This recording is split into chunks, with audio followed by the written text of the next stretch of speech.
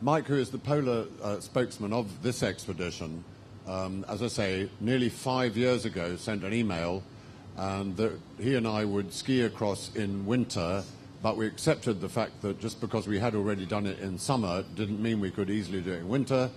So therefore we would, shall we say, cheat by having dumps dropped off in advance for us, which we'd find in the darkness, and that was his plan.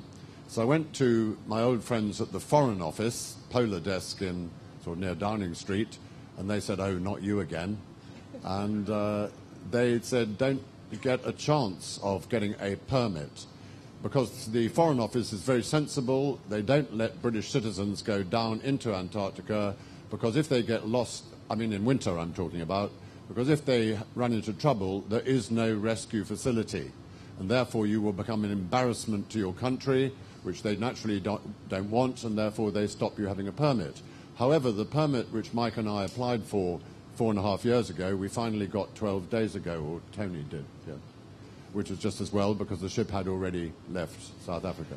So, Ran, why?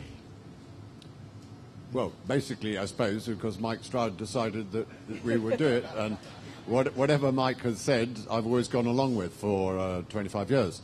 But there was a rumour at this time, I'm not wanting in any way to be personal about anybody, but the Norwegians do consider the polar regions to be theirs and not people like the Brits and the French and that to muck around in.